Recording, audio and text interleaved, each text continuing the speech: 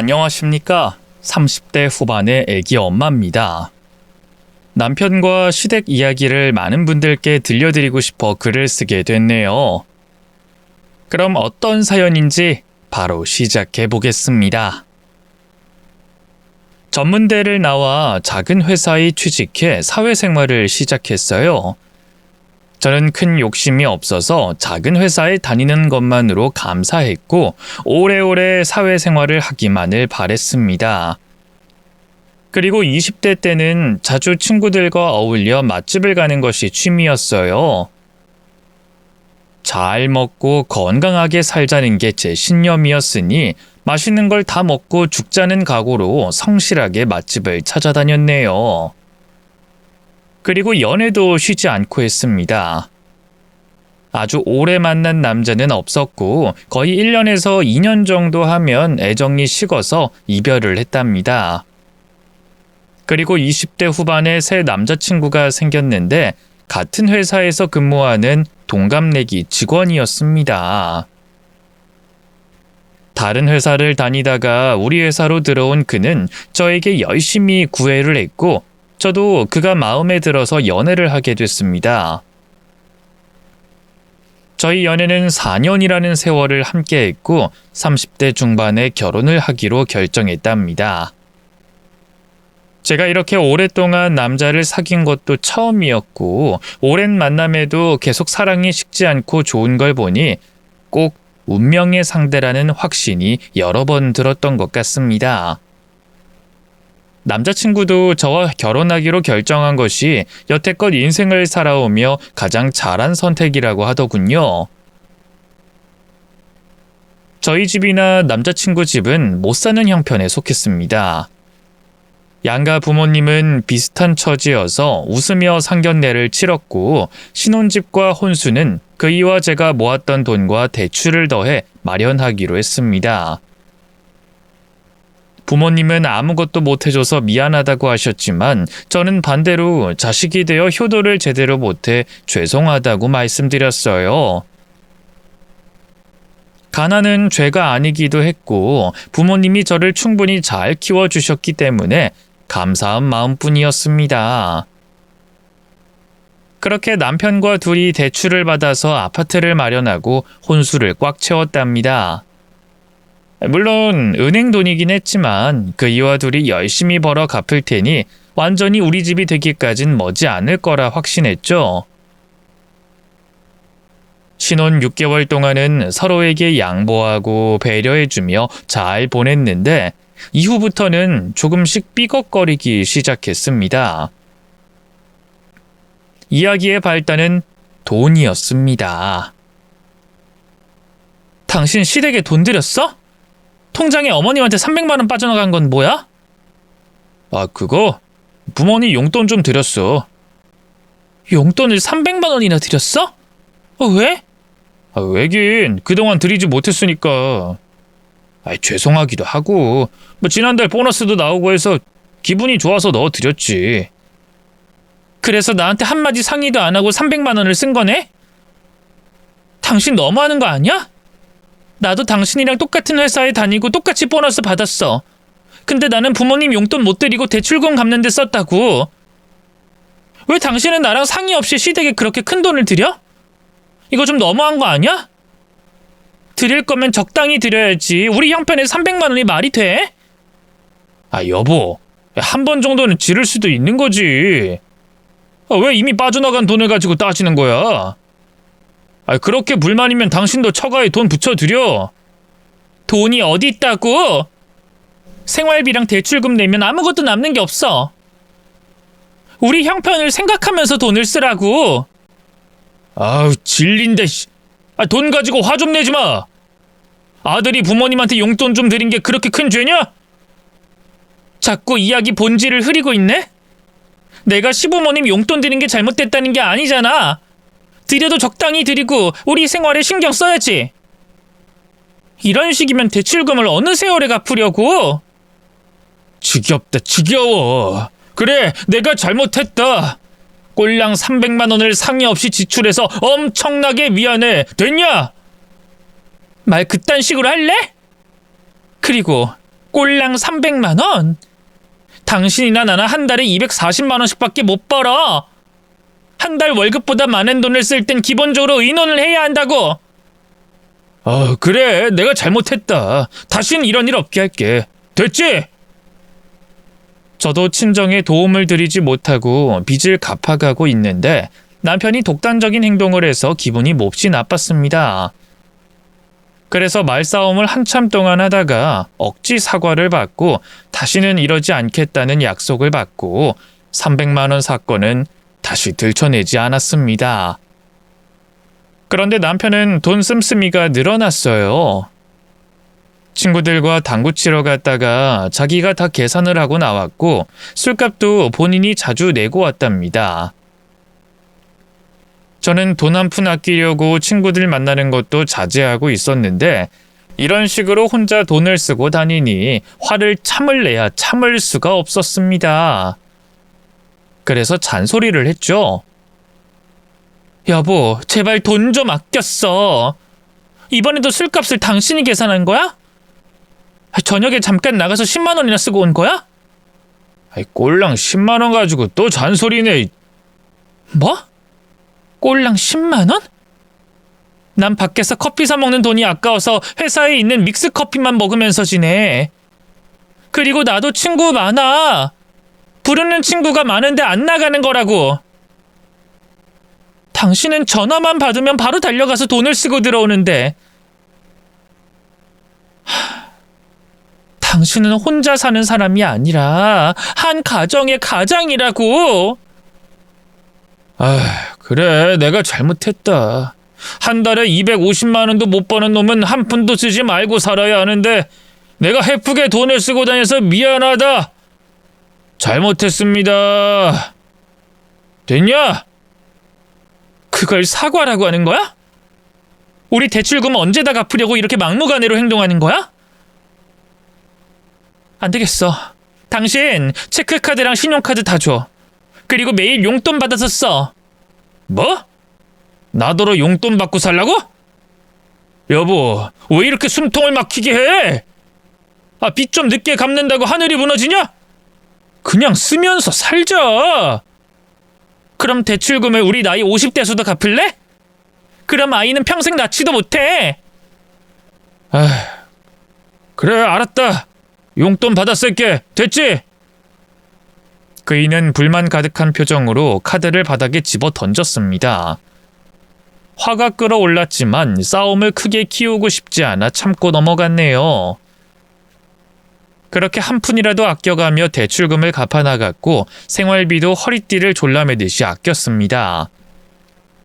특히 저에게 들어가는 돈은 최소한으로 하려고 화장품이나 옷 같은 건 결혼하고 한 번도 사지 않았습니다. 제가 독하게 보이는 분들도 있고 동질감을 느끼는 분들도 계실 겁니다. 그런데 이렇게 살지 않으면 이세도 갖지 못하고 평생 대출금만 갚다가 죽을 것 같았으니 어쩔 수 없었습니다. 그런데 이 세상 일은 계획대로 되지 않더군요. 그렇게 조심한다고 했는데 제가 임신을 하고 말았습니다. 병원에서 임신이라는 말을 듣자 기쁘면서도 걱정이 됐어요. 이유는 당연히 형편이 좋지 않았기 때문이죠. 그래도 좋게 마음을 먹었고 하늘이 내린 선물이라 여기며 남편에게 소식을 전했습니다. 여보, 나 임신이래. 벌써 4주나 됐다고 하더라. 뭐라고? 지금 당신 농담하는 거지? 농담 아닌데? 오늘 산부인과 다녀왔어. 제가 초음파 사진을 보여주자 남편의 표정이 일그러졌습니다. 당신 뭐하는 여자야? 지금 우리 형편에 아기를 가시면 어떡해? 아껴가며 살자더니 덜컥 임신하면 어쩌라는 거야? 대출금 다 갚고 아기 낳기로 한 거 잊었어? 여보, 너무하는 거 아니야? 뭐 애를 나 혼자 만들었어? 손바닥도 마주쳐야 소리가 나는 거잖아. 그리고 임신한 아내한테 인상 써가면서 혼내듯이 말해야겠어? 그래도 조심했어야지. 짜증나 이씨. 뭐? 짜증? 임신한 아내한테 한다는 말이 짜증난다고? 그리고 내가 조심할 게 아니라 당신이 조심했어야지. 맨날 밤마다 그렇게 몰아붙여 놓고선 이제 와서 내 실수로 임신했으니 화가 난다는 거야? 정말 짜증난다. 당신이라는 여자는 도대체 왜 그러는 거야? 내 숨통을 막히게 하더니 이번엔 임신까지 해서 내 어깨를 더 무겁게 하고 괴롭힐 생각이야? 말이 심하다. 생각하고 다시 말해라. 여보, 우리 애기 다음에 나오면 안 될까? 뭐? 그게 당신 대답이야? 애를 낳지 말라는 거야? 당신 진짜 미쳤어? 미친 소리로 들려? 난 솔직하게 말하는 거야. 당신이 맨날 돈 아끼라고 닥달한 거 생각해봐. 우리 대출금 많이 남은 데다 생활비도 모자란 판국이잖아. 근데 이 상황에서 애를 낳자고? 과연 잘 키울 수 있을까? 애를 위해서라도 포기하는 게 낫지 않을까? 나쁜 놈. 그렇다고 애를 낳지 말라는 소리를 해? 진짜 못돼먹은 개자식. 가장으로서 더 열심히 살아서 책임지겠다는 말을 못할 망정 그따위 망언에 쏟아부어? 당신은 가장 자격 없어. 그래서 어떡할 건데? 나을 거야? 아니지?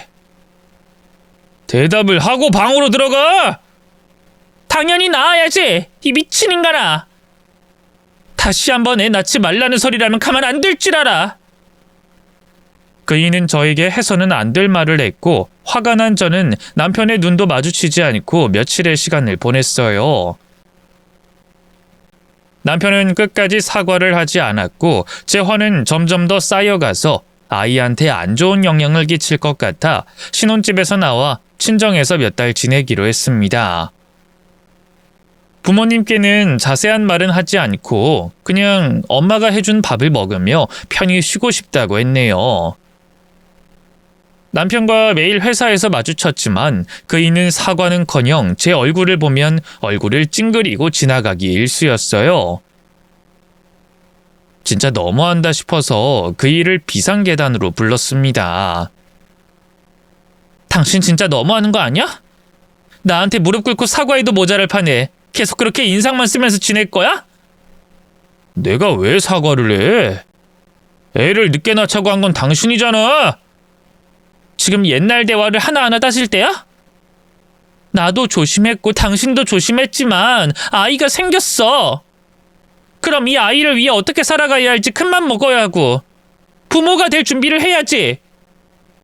내 말이 틀려? 말은 잘하네. 그래, 당신 잘났다.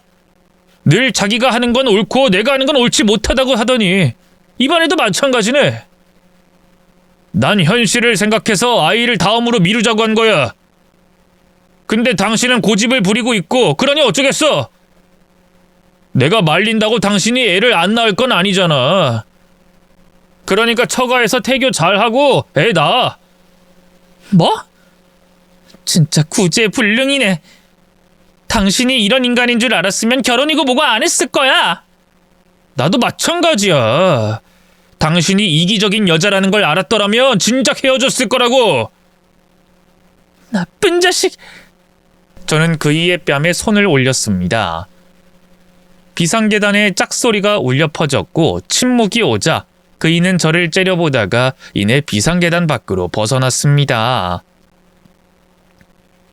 그렇게 저희 부부는 화해를 하지 못하고 계속 따로 지냈고 회사에서도 어색하게 지냈어요. 친정에서 한 달의 시간을 보냈더니 엄마가 그만 신혼집으로 돌아가라 일렀어요. 부부가 너무 오래 떨어져 있으면 안 좋다면서 반찬을 싸주시고 저를 내보냈답니다. 그래서 다시 집으로 돌아갔는데 그이가 절 쓱 쳐다보더니 한마디 하더군요. 거기서 살지 뭐하러 왔대? 엄마가 가라고 해서. 그래, 난 작은 방 쓸 테니까 당신이 안방 침대 써. 당신 계속 이런 식으로 나올 거야? 내가 뭐? 당신 편하게 안방 넓게 쓰라고 배려해 주는 거잖아. 그리고 나랑 붙어 있어봤자 화만 날 테니 피해 주는 거야. 계속 이러고 지내자는 거야? 저는 말하다 말고 눈물이 쏟아져서 몸을 들썩이며 울었어요. 당신 진짜 너무해. 난 우리가 빨리 빚을 갚으려고 돈을 아껴 쓰자고 한 거였어. 나도 밖에 나가서 커피 한 잔 사 먹지 않고 지냈다고. 게다가 임신한 아내한테 아이를 다음에 낳자고 하는 게 말이 돼? 둘이 같이 헤쳐나가면 되는 거 아니야? 언제까지 이럴 건데? 임산부인 날 언제까지 외롭게 두고 화나게 할 거냐고? 그렇게 눈물을 쏟으며 말해봤지만 그이는 끄떡도 하지 않았어요. 뭘 울기까지 해. 할 말 다 했으면 난 방에 들어가서 쉴게.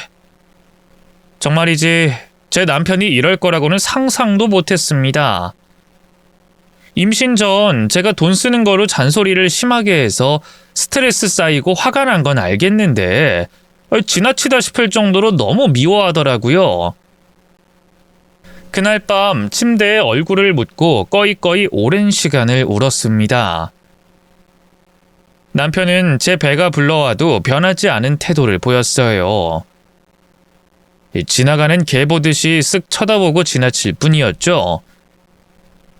저는 매일 이런 취급을 받다 보니 적응이 되어 그런지 아무런 말도 하지 않고 새끼밥을 잘 챙겨 먹으며 태교를 했습니다.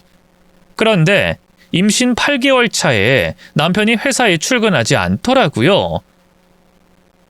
말을 거의 하지 않았지만 이런 일은 대화가 필요하니 그 일을 불렀습니다. 당신 방에서 나와봐. 나한테 할 말 없어? 아이, 귀찮게 왜 불러? 오늘 회사 왜 안 나온 거야? 분명 아침에 나보다 먼저 출근했잖아. 출근? 아, 나 어제 회사 그만뒀어. 아이, 사장이 말 안 해? 뭐라고? 회사를 그만뒀다고? 도대체 왜? 나 사업 시작했어. 이제부턴 회사 나갈 일 없으니까 그런 줄 알아. 사업이라니? 갑자기 그게 무슨 소리야? 나랑 말 한마디 안 하고 지내더니 이젠 진짜 남처럼 지내네? 무슨 돈으로 사업을 시작했다는 거야? 아이, 그렇게 됐어. 부모님이 지원해줘서 사업 시작했어. 당신이 태어날 아이를 위해 가정의 어깨를 느끼며 살라고 했잖아. 그래서 아빠 노릇 좀 해보려고 도전하기로 했다고. 난 당신한테 무슨 존재야? 아내 맞아? 그리고 시댁에 무슨 돈이 있다고 사업 자금을 받았다는 거야? 네가 우리 집에 대해 뭘 안다고 마음대로 떠들어? 우리 집안이 그지인 줄 아나? 그리고 내가 의논하자고 하면 당신이 허락해주지 않고 무시만 할 게 뻔하니까 일부러 저지른 거야. 아무튼 나 사업 시작했으니까 그런 줄 알면 돼. 정말 뭐하는 짓인지 모르겠네. 이젠 나도 못 참겠다. 당신 나랑 같이 살 마음 없는 거 맞지? 나랑 이혼하고 싶은 거 맞지? 애 때문에 이혼 못하는 거라면 집어치워. 나한테 말도 안 하고 지내는 것도 화나고 임산부인 나한테 아무것도 해주지 않은 거에다 혼자 독단적으로 선택하는 거 모두 이해가 안 돼. 이혼하고 싶으면 그렇게 하자. 나 이런 식으로 더는 못 살겠어. 나 이혼할 마음 없는데 그냥 이렇게 살아. 저는 그동안 그이에게 친근한 말투로 몇 번이고 대화를 시도했는데 항상 그이가 거절했고 이번엔 마음대로 회사를 그만두고 사업을 시작하며 신경 끄라고 말하는 걸 들으니 더는 참지 못하겠더라고요. 지금 뭐 하자는 거야? 지금처럼 계속 남처럼 같이 살자고? 애기 때문에 억지로 나랑 살 필요 없다고. 그러니까 이혼하고 싶으면 하자고. 이혼? 그것도 돈이 있어야 하는 거 아닌가? 당신이 애기 낳으면 내가 위자료랑 양육비랑 다 해줘야 하잖아. 난 당신한테 줄 돈 없어. 그냥 참고 살아. 아니면 위자료 한 푼 안 받고 양육비 안 받는 조건으로 이혼 도장 찍든가. 뭐? 결국 돈이었어? 돈 주는 게 아까워서 이대로 살자고? 이런 개같은 놈아! 당장 나가. 계속 날 투명인간 취급하고 살겠다고? 난 못해. 더는 못하겠으니까 끝내. 저는 마음을 굳히고 다시 한번 이혼하자고 말했습니다. 그이가 채타고 비웃길래 뺨을 한 대 날렸죠. 남편은 화가 나서 집을 나가 시댁으로 가서 잠을 잤습니다. 그리고 이튿날 시부모님과 남편이 같이 오더군요. 시어머니가 저희 부부가 어떻게 지냈는지 이야기를 듣고 대신 사과하겠다고 하셨습니다. 새아가 미안하다. 내가 아들놈을 잘못 키웠나 보다. 이놈의 자식이 널 투명인간 취급했다며? 정말 몰랐고 미안하다. 내가 이놈 어젯밤에 실컷 혼냈다. 오늘 너한테 사과하겠다고 했으니 들어주렴. 야 김성주, 빨리 네 처한테 잘못했다고 빌어.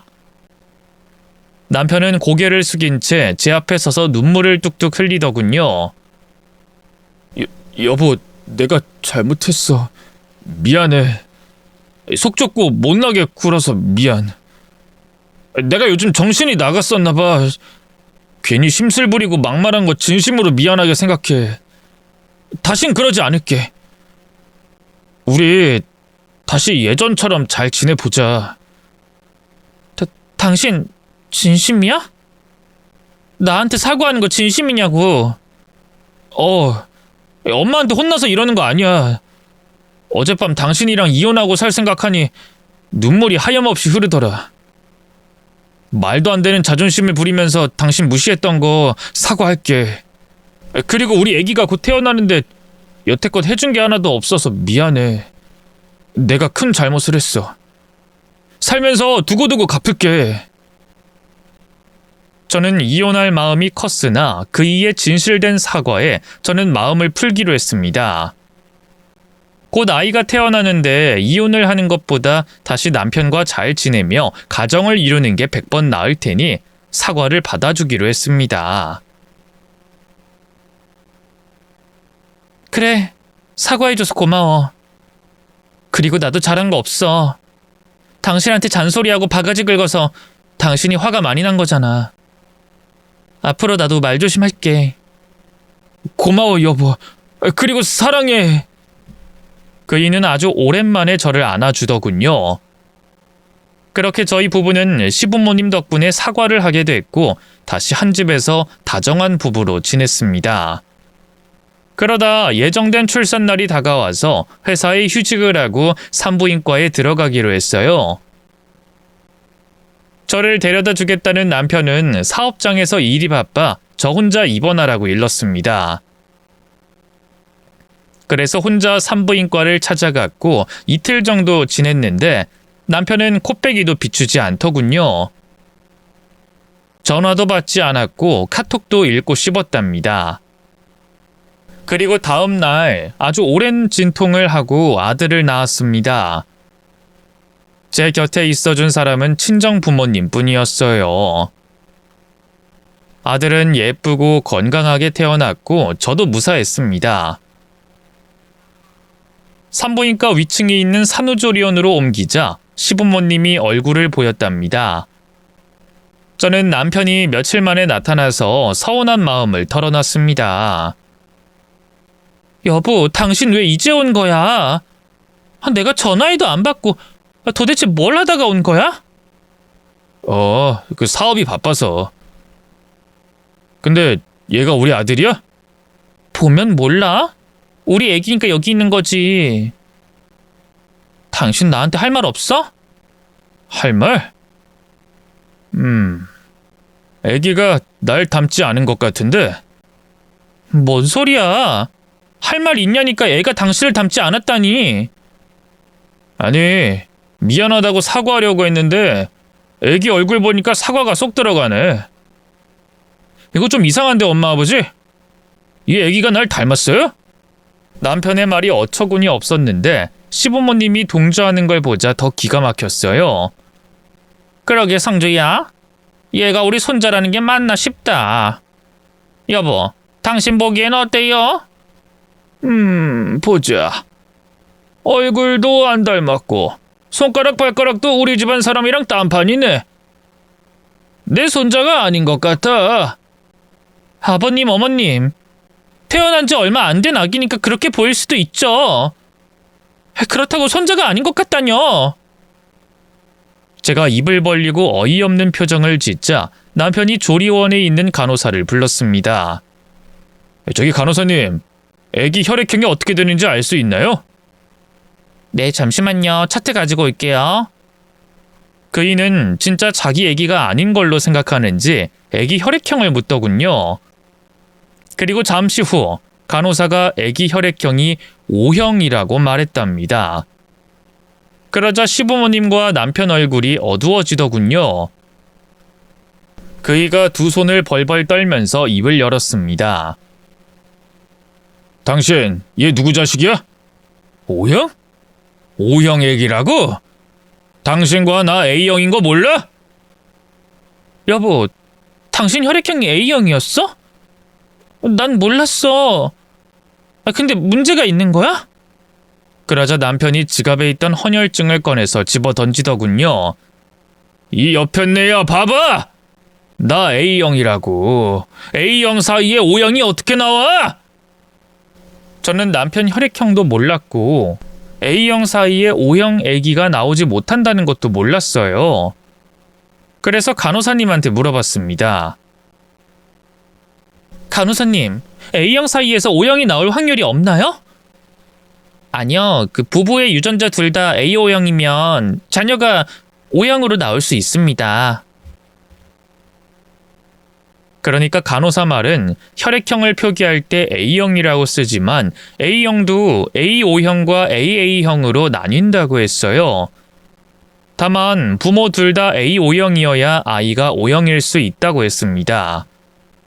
그래서 저는 저의 확실한 혈액형을 물었고 A5형이라는 답을 들었습니다. 그래서 남편도 같은 A5형일 거라고 판단하고 말했습니다. 거봐, A5형 부부 사이에 O형이 나올 수 있다잖아. 당신도 나랑 같은 혈액형이겠지. 아니, 우리 집안은 다 AA형이야. 못 믿겠으면 피검사해서 확인시켜 줄게. 뭐? 정말 혈액형이 AA형이라고? 그럼 우리 아들 혈액형이 잘못 나온 거 아닐까? 이 여자가 끝까지 발뺌이니. 지금 당신은 결정적인 증거를 걸렸다고. 다른 놈 애를 낳은 거잖아. 이 씹어먹으려라. 아니야, 그럴 리가 없어. 여보, 나 진짜 바람 피운 적 없어. 진짜야. 그럼 바람난 여자가 나 바람 피웠어요 하고 순순히 말하겠냐? 야, 이년아, 나랑 상관없는 애를 낳아놓고서 감히 날 농락하려고 그래? 농락이라니, 그럴 리가 없다고. 내 자식이 아니라는 혈액형이 나왔는데 모르쇠로 일관하겠다? 이년아, 나 호구 아니거든? 니년이 바람 피워서 낳은 애를 내가 왜 키워주냐? 다 집어치우고 끝내. 나 제대로 준비해서 이혼 소송할 거야. 뭐? 이혼? 여보, 날 못 믿는 거야? 내가 바람 피운 게 아니라고 했잖아. 왜 못 믿는 거야? 그러자 시어머니가 제 따귀를 날리더군요. 짝소리와 함께 제 얼굴이 옆으로 돌아갔습니다. 더러운 년, 감히 딴 놈의 씨를 받아서 애를 낳어? 너 우리가 가만두지 않을 거야. 고소해서 네 집안을 풍비박산 내주겠어. 어머님, 저 아니에요. 바람 피운 적 없어요. 제발 믿어주세요. 제가 아무리 아니라고 해도 시댁 식구들은 믿지 않고 그대로 산후조리원에서 나가버렸습니다. 몇 시간 뒤 친정 부모님이 들어와 부어오른 제 뺨을 보고 무슨 일이냐고 물으셨고 저는 솔직하게 있었던 일을 말씀드렸어요. 그리고 바람 피운 적이 없다고도 덧붙여 설명했죠. 부모님은 뭔가 잘못된 것 같긴 하지만 분명히 남편의 아들이 맞을 거라고 하시며 제 편을 들어주셨어요. 그리고 저 대신 시댁 식구들을 찾아갔는데 문전박대를 당하고 돌아오셨답니다. 조리원에서 퇴원하고 친정으로 돌아갔어요. 남편이 저를 믿지 않고 단단히 화가 나 있어서 당장은 집으로 들어가는 게 어려웠죠. 그런데 며칠 뒤에 남편이 진짜로 이혼 소장을 보냈답니다. 이혼 사유가 불륜을 저지르고 혼외자를 임신한 아내라고 쓰여 있더군요. 그리고 이혼 소장 뒤에는 그이의 혈액형 검사한 병원 문서가 있었습니다. 그이는 AA형이었습니다. 저희 둘 사이에는 O형이 절대 나올 수 없는 게 맞았습니다. 하지만 저는 정말이지 너무 억울하고 황당했어요. 왜냐하면 바람을 피운 적이 없기 때문이죠. 인터넷을 검색하며 이런 경우가 있는지 찾아봤는데 A5형 부부의 사이에서만 O형이 나올 수 있다고 쓰여 있었습니다. 남편을 다시 만나서 억울함을 토로하고 유전자 검사라도 받아보자고 연락했는데 그이는 다 부질없는 짓이고 저와 아들의 얼굴을 보는 게 역겹다면서 거부했습니다. 그래서 어떻게 해야 할지 곰곰이 생각해봤는데 아빠가 해결책을 마련해 주셨어요. 화장실에 김서방이 쓰던 칫솔이다. 이거로 우리 손자랑 유전자 검사를 해봐. 그럼 답이 나오겠지. 이거 남편 허락 없이 하면 안 되잖아요. 지금 상황에서 뭐라도 해야 하지 않겠니? 이것저것 따지다간 그냥 억울하게 혼외자를 낳은 여자 취급당할 거야. 이혼으로 끝나는 게 아니라 손가락질 받으며 살아야 할지도 모른다고. 어서 검사해서 진실을 밝혀라. 네, 아빠. 그럼 해볼게요. 유전자 검사를 하면 제 억울함이 풀리겠죠. 그래서 저는 유전자 센터로 가서 남편의 칫솔과 아들의 칫솔을 가져가 유전자 검사를 의뢰했습니다. 그리고 일주일이 지나자 결과가 나왔어요. 저는 그 결과지를 가지고 남편을 찾아갔습니다. 초인종을 눌렀는데 아무도 응답하지 않았고 기다려도 남편의 모습이 보이지 않았어요. 그래서 시댁에 가서 시부모님께 먼저 검사지를 보여줄 생각이었습니다. 시부모님은 작은 주택 2층에서 세를 들어 사셨는데 집주인이 대문을 자주 열어뒀고 그날도 대문이 절반쯤 열려 있어서 초인종을 누르지 않고 대문 안으로 발을 딛고 계단을 조용히 올라갔습니다. 현관 유리문이 살짝 열려 있어서 눈치를 보며 언제 들어갈지 기회를 엿보려는데 시댁 안에서 깔깔 웃음소리가 터져나왔습니다. 이 웃음소리에는 시부모님과 남편 그리고 의문의 여자까지 있었어요. 대화에 귀를 기울이자 천지개벽할 진실을 알게 됐습니다. 아유, 우리 며느리가 임신했다니 정말 기분 좋구나. 어머님, 근데 성주 오빠는 언제 이혼하는 거예요? 저 임신까지 했는데 계속 혼자 지내야 하는 건 아니죠? 아유, 그럴 리가 있나? 곧 이혼할 거다. 우리가 조용히 끝낼 테니 너는 아무 생각 말고 뱃속에 아이만 신경 써라. 저도 그러고 싶은데 친정 부모님이 난리예요. 특히 아빠는 성주 오빠한테 사업장 차려준 걸 후회하고 계신다고요. 유부남인 걸 뒤늦게 알고 엄청 심하게 반대하셨다고요. 그나마 제가 임신해서 봐주기로 하신 거니까 일 처리 잘해주셔야 합니다. 아유, 그럼 당연하지. 그녀는 이제 곧 정리될 거다. 그 사돈 어른께는 조금만 기다려달라고 말씀드려라. 시어머니의 말이 끝나고 남편이 여자에게 하는 말은 더욱더 충격적이었습니다. 자기야, 일이 이렇게 돼서 미안해. 진작에 이혼하려고 했는데 마누라 년이 임신했다고 해서 바로 못한 거야. 내가 애기를 다음에 낳자고 애둘러서 말했는데도 말을 듣지 않고 끝내 출산까지 해버렸네. 오빠, 그 애가 오빠인데 버리려고? 어? 그럼 나한텐 자기가 있잖아. 그리고 뱃속에 내 아들도 있고 말이야. 그년이 낳은 애는 그년이 알아서 키울 거니까 신경 안 써도 돼. 그 여자가 들러붙으면 어쩌려고? 애 키워달라거나 양육비 요구하면 어쩌려고? 그것도 해결했어. 내 아들이 아닌 걸로 결론이 나오게끔 만들었으니까 그년이랑 아들은 걱정 안 해도 돼. 진짜지? 아이, 그렇다니까. 그 자기가 소개해준 병원 의사한테 혈액형 위조 받았잖아. 내 혈액형을 A형으로 만들어줬잖아. 아, 근데 그 중간에 AA형이니 A5형이니 개소리라길래 좀 당황했지만 아무튼 잘 해결됐어. 그년이 낳은 아들은 내 아들이 아닌 걸 증명할 수 없다고. 아니, 그 증거가 있는데 어떻게 내 아들이라고 들이밀면서 찾아오겠어? 이건 아주 완벽해. 판사도 내 편 들어줄 거라니까. 당신 머리에서 나온 방법이라 내가 아는 병원을 소개해줬으니 잘 끝내봐. 사랑 때문에 내가 참 많은 짓을 저질렀네. 아무튼 곤란한 일 생기게 하면 가만 안 둘 거야. 우리 아빠가 얼마나 대단한 사람인지는 오빠도 알지? 아니, 당연히 알지. 우리 장인어른이 100억대 자산가잖아. 장인어른 한마디면 나 같은 건 쥐도 새도 모르게 없어지는 거 누구보다 잘 알아. 난 분수를 잘 알고 있고 자기를 엄청 사랑해서 방해가 되는 건 가감없이 싹 다 잘라버릴 거야. 마음에 드는 대답이네. 그럼 내 배가 불러오기 전에 결혼식 올리게 해줘.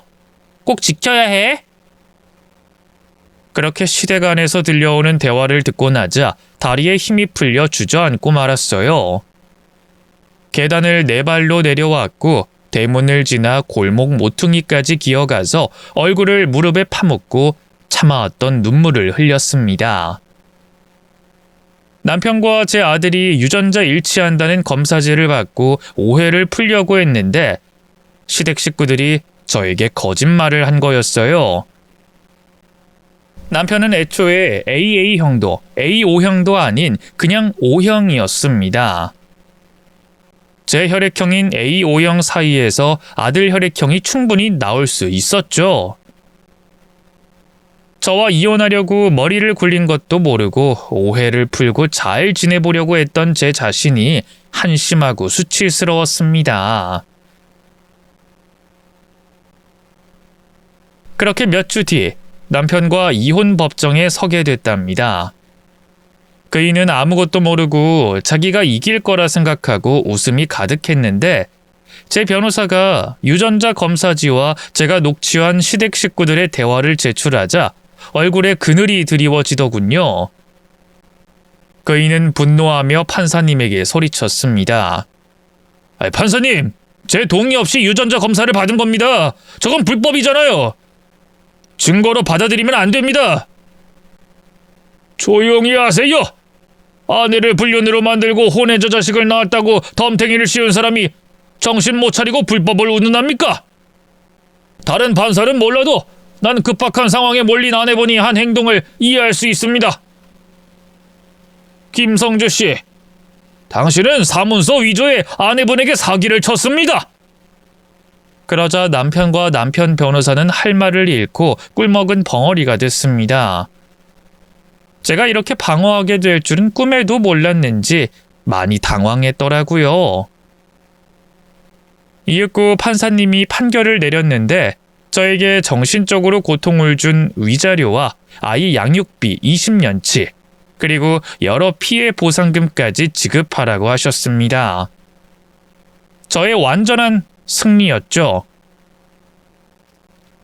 저는 법정을 나와 택시를 타러 나가는데 이혼한 남편이 저를 막아서더군요. 너 제법이다. 나 몰래 유전자 검사를 내서 뒤통수를 쳐? 그럼 내가 호락호락하게 당해주고 끝날 줄 알았니? 이 미친 인간아?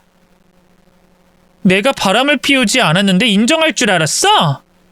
허, 인연 말하는 것 보소. 야, 위자료 줄게. 뭐 양육비 20년치 다 줄게. 우리 부모님이 집도 팔고 내 재산 다 끌어 모아서 갚아줄 거야. 근데 우리 식구는 거물인 장인어른이 있어. 평생 써도 넘쳐나는 돈이 있는 사람이라고. 돈 많은 집안 딸내미 잡았다고 자랑하냐? 이 지랄 궁상맞은 좀팽이야. 그 돈으로 뭘 하면서 살진 모르겠지만 나중에 다 망해버릴 거야. 내가 증오하고 저주할 테니까. 치, 뭘 하든 네 맘인데 오늘부로 우린 남남이니까 네 애를 키워달라 만나달라 이런 요구하지 마라. 난 새 마누라랑 새 아들만 보고 살 테니까. 내 아들을 너한테 보여줄 거라고 생각한 거야? 이런 미친 개 또라이야?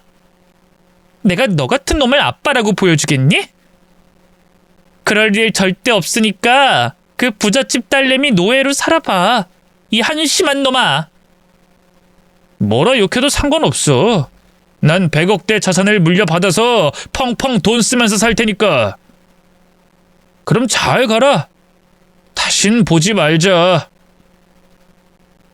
아직 한 발 남았거든? 너 의사랑 사문서 위조한 거 형사고소할 거야. 기대해라, 이 빈대 기생충아. 마음대로 해. 우리 부자 장인어른이 다 해결해 주실 테니까. 그렇게 남편은 당당하게 돌아갔고 저도 택시를 타고 친정으로 돌아갔습니다. 며칠 뒤 위자료와 정신적 피해 보상금과 양육비까지 수억 원이 통장에 들어왔어요. 그 돈을 보니 그래도 화가 조금 풀리더라고요. 형사 고소한 일은 벌금형으로 끝났다고 합니다. 부자 장인이 얼마나 대단한지 모르겠는데 이 법의 테두리를 잘 빠져나갔더라고요. 뭐 아깝긴 하지만 더 싸워봐야 제 감정은 손상이 되니 그냥 거기서 끝내기로 했답니다. 그리고 제가 어떻게 살아야 할지 고민하는 중에 친정 부모님이 친정에서 당분간 같이 살자고 하셨어요. 뭐 제가 직장에 복귀도 해야 하니 아들을 돌봐주시겠다고 먼저 손을 내밀어 주셨죠. 그렇게 친정과 회사를 다니며 일과 육아를 바쁘게 하다 보니 1년이 바람처럼 지나갔습니다. 그리고 전 시부모와 전 남편 생각은 거의 나지 않았어요. 그들을 미워할 시간도 없었고 감정을 할애하고 싶지 않아서 그런지 한 번도 떠오르지 않더라고요. 그런데 친정에서 지낸 지 1년하고 2달 만에 전 남편과 전 시부모님이 친정집 앞으로 찾아왔습니다. 제가 연락처를 차단해서 직접 찾아왔답니다. 퇴근길에 마주친 시댁 식구들은 간절한 눈으로 절 보더군요. 뭐야? 당신이랑 당신 부모님이 왜 우리 친정 앞에 있는 거야? 당신 퇴근했구나. 전화했는데 신호가 가지 않던데. 우릴 차단한 거지? 당연하지. 우리가 어떻게 이혼하는지 기억 안 나? 너 같으면 차단 안 하겠니? 세 사람 여기 왜 왔어? 재수 없으니까 다들 꺼져! 그러자 시부모님이 제 양손을 하나씩 잡더니 눈물을 보이더군요. 시어머니가 입술을 심하게 떨면서 말했습니다. 세아가, 우리 며느라, 그동안 마음고생 많았지? 우리 때문에 힘들었지? 지금 뭐 하는 짓이에요? 당신들한테 사기당하고 정신이 잠시 깨지긴 했지만 돈도 받았고 사는 게 바빠서 당신들 생각은 하나도 안 하거든요? 여기 왜 왔는지 모르겠지만 그냥 아무 말도 하지 말고 꺼져주세요. 제가 손을 뿌리치려고 하자 시부모님이 바닥에 무릎을 꿇었고 전 남편도 따라서 꿇었습니다. 저는 어처구니가 없어서 뭐 하는 짓이냐고 물었어요.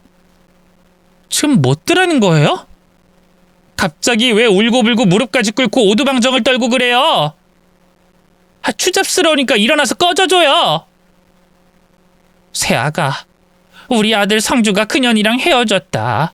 이제라도 바로잡으려고 널 찾아온 거야. 아니, 도대체 왜요?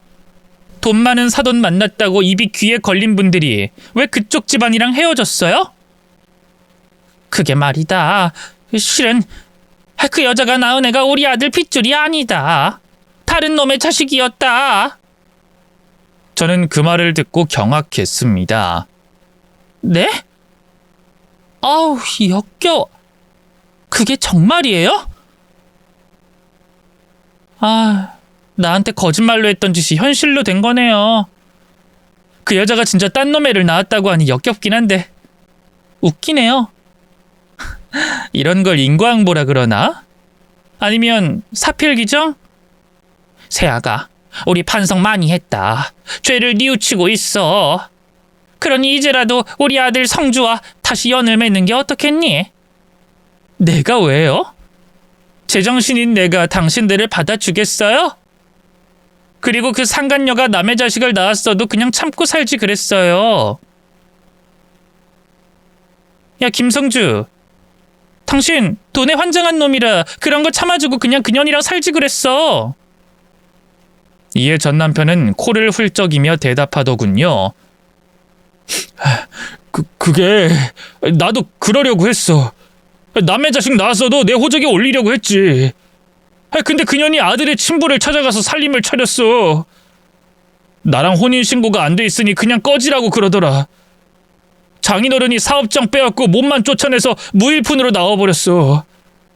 소송하려고 했는데 장인어른이 워낙 대단한 사람이라 감히 싸울 수가 없었어. 그러니까 정리하자면 당신이 나를 불륜녀로 만들고 혼외자 낳은 여자 취급을 하고 돈 안 들이고 이혼하려고 했지. 그러다가 내가 유전자 검사를 하고 정당하게 이혼을 했단 말이야? 전 재산을 탈탈 털려서 이혼했으니 상간녀 집안에 빌붙어서 잘 살려고 했는데 태어난 애기가 딴 놈 자식이라고? 그래서 쫓겨났다고?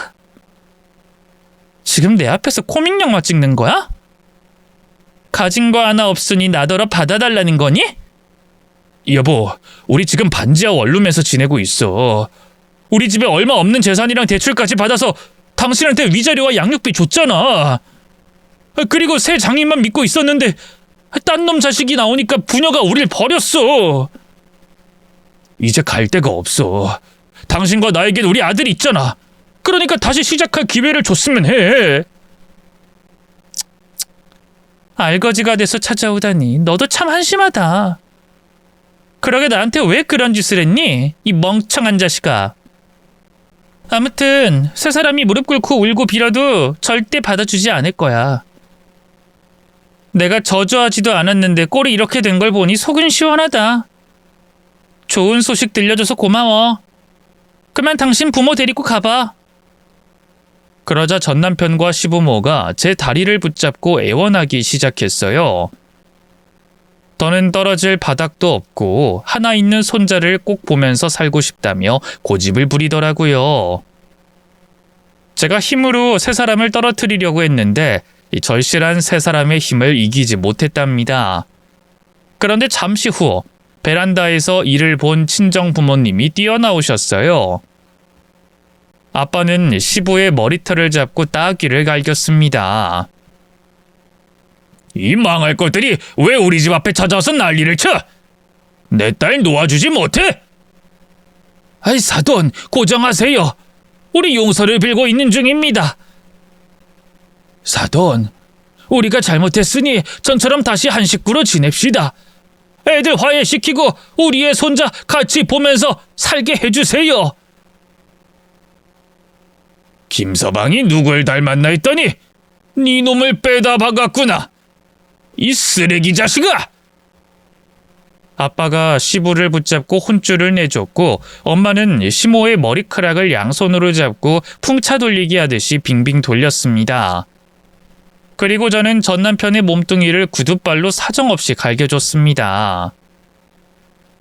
흠신 두들겨 맞은 전 시댁 식구들은 그래도 정신 차리지 못하고 용서를 구걸했습니다. 그러다 소용없는 걸 알았는지 전 남편이 저에게 다른 부탁을 하더라고요. 여보, 날 받아주지 않으려면 돈이라도 좀 주면 안 될까? 내가 위자료로 준 돈이 수억이나 되잖아. 나 우리 부모님과 살만한 전셋집이라도 마련하게 돈 좀 주라. 아주 그냥 지랄 엽차기를 하다가 자빠져서 골 깨지는 소리를 하는구나.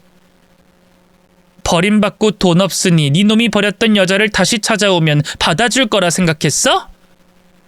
그리고 돈도 달라고? 이 돌대가리야, 내가 미쳤냐? 니들 식구 살라고 전셋집 마련해주게? 당장 꺼져! 안 그럼 경찰 불러서 공갈 협박으로 신고하겠어. 그래, 신고해. 차라리 감옥에 가서 사는 게 낫겠다. 지하 원룸에서 사는 것도 힘들고 일자리가 없어서 돈을 벌지도 못하니 신고 좀 해줘. 전 남편은 어느 정도까지 바닥으로 내려갔는지 확실하게 보여주더군요. 저는 깔깔 웃으며 전 남편의 면상을 구둣발로 차줬고 친정 부모님이 시부모에게 따귀를 한 대씩 날려줬습니다. 당장 꺼지라고 또 경고를 해도 무릎이 바닥에 붙어서 떨어지지 않았는데 아파트 주민들이 몰려들자 일이 커졌습니다. 부녀회장 아줌마가 와서 무슨 일인데 사람을 혼내주고 있냐고 물었어요. 색시, 여기서 뭐 하는 거야? 왜 사람들을 때리고 그래? 아, 제 전 남편인데요. 그 회장님도 아시죠? 제가 말씀드렸었잖아요. 그 색시 애기가 딴 놈 자식이라고 덤탱이 씌우고 이혼하려고 했다는 놈? 아, 이놈이 그 놈이구나. 그럼 이왕 혼내주는 거 제대로 혼내줘야지. 주민 여러분, 다들 이 색시가 어떻게 이혼한지 아시죠? 그 바람나서 처자식 버린 놈이랍니다. 모두 뭐라도 던져줍시다. 그러자 주민들은 분리수거장에 있던 페트병과 깡통캔을 잡아들고 시댁 식구들에게 던졌습니다. 그러다 한 할머니가 음식물 쓰레기통을 낑낑대면서 끌고 오셨어요. 내 남편도 옛날에 바람나서 집을 나갔지. 하여튼 바람난 것들은 아주 그냥 작사를 내야 해. 이 쓰레기 맛이나 봐라 이것들아. 주민 할머니가 세 사람에게 음식물 쓰레기통을 기울이자 온갖 악취가 나면서 음식물 쓰레기가 세 사람의 얼굴과 온몸에 쏟아졌습니다. 그제야 시댁 식구들은 더는 머물면 안 되겠다 싶었는지 벌떡 일어나 꽁진하게 도망치더군요. 그렇게 저를 찾아온 잡것들은 다시 찾아오지 않았습니다. 그이가 인생 종쳤다는 걸 알고 난 뒤 제 인생은 즐겁기 시작했어요.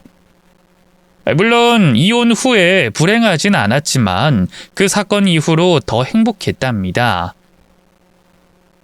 아들은 무럭무럭 잘 자라고 있었고 친정 부모님도 아들 덕분에 삶의 의욕이 커져서 더 건강해지셨어요. 그리고 저에게도 새로운 인연이 찾아왔답니다. 한 아파트에 사는 주민이었는데 저와 비슷하게 전처가 바람나서 이혼한 남자였어요. 저보다 1살 많았고 자녀는 없었습니다. 자주 엘리베이터에서 마주쳤는데 어느 날 저에게 명함을 주며 식사하자고 제안했고 괜찮은 사람 같아 여러 번 만나다가 뜨거운 연애를 하게 됐습니다. 그는 제 아들의 아빠가 되어주겠다며 프로포즈를 했고 저는 몇 달간의 고민 끝에 재혼을 결심하게 됐어요. 그래서 두 번째 신혼집을 새 남편의 집으로 정했습니다. 저희 부부가 맞벌이 부부이고 친정 부모님이 계속 아들을 맡아주길 바래서 같은 아파트에 살던 그이의 집으로 들어가게 됐죠. 결혼식은 하지 않고 혼인신고만 하고 함께 살고 있답니다. 그리고 얼마 뒤 부고 문자를 받게 됐는데 전 시부가 고독사로 돌아가셨다고 합니다. 알고 보니 지하에서 살던 세 사람은 매일 싸우고 난리를 치는 바람에 뿔뿔이 흩어졌대요. 전 시부는 지하에 혼자 남겨져 외롭게 지내다가 떠났답니다. 그리고 전 시모는 노숙 생활을 하다가 쉼터에 들어가 지낸다고 해요. 거기서 어떻게 지내는진 모르겠지만 아마 행복하진 않을 거라 봅니다. 마지막으로 전 남편은 오토바이로 배달 일을 하면서 고시원에서 지내고 있다네요. 요즘 배달 일이 많이 줄어들어서 고시원비를 겨우 내면서 연명하고 있답니다. 당연히 저는 전 시부의 장례식장에 가지 않았고 마음으로도 명복을 빌어주지 않았습니다. 이게 다 지들이 한 짓의 대가를 받은 것이니 그냥 쌤통이라 생각하고 잊어버렸네요. 지금 저는 아들과 남편과 잘 살고 있고 친정 부모님도 건강하게 잘 지내고 있습니다. 세상의 모든 일들은 인과응보이고 사필귀정이며 자업자득인 것 같습니다. 저의 사연으로 통쾌함과 즐거움을 얻으셨길 바랍니다. 여기서 끝마치겠습니다. 안녕히 계세요.